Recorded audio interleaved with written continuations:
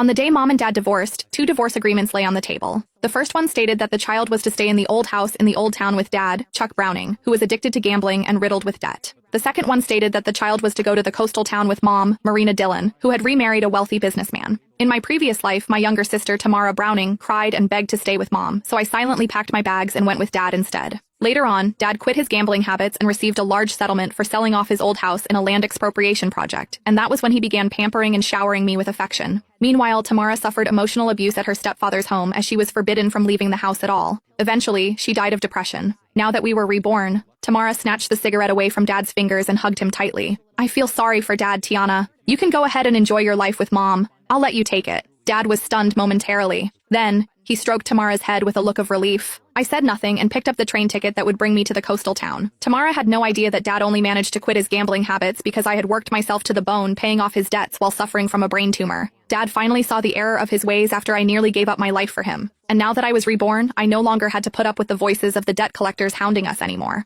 All I wanted was just a good night's sleep. I picked up my worn-out suitcase. Get out of here. Go look for your gold digger of a mother instead, Dad said, waving his hand dismissively at me like I was just an annoying fly. Tamara hid behind him and made a face at me. She mouthed, "Don't come begging me for money the next time you see me." I smiled and said nothing. Instead, I turned around and walked out into the rain, flinching at the cold. I could feel the chill seeping into my bones. It wouldn't make much of a difference wherever I went anyway. I just wanted someplace quiet to spend the last of my days, getting through everything. At least I no longer needed to hear the debt collectors hounding at the door or put up with the horrible stench of cigarettes anymore. Mom's black Mercedes was parked at the entrance to an alleyway. The car windows rolled down, revealing Mom's youthful, well-maintained face. She frowned as she stared at my drenched body, a look of disgust in her eyes. "How did you end up like this? Hurry up and get it, and make sure not to dirty the interior of the car." I opened the backseat door and was just about to enter when she said, "Throw that suitcase into the back." She pointed at my suitcase and said, "That's so filthy. I don't even know what germs it's covered in." I hesitated for a moment. However, I still did as she said and put the suitcase in the trunk of the car. When I finally got back inside the car, I did my best to stay in a corner and take up as little space as possible, not daring to touch the leather seats. The air conditioning in the car had been turned on, but I still felt very cold.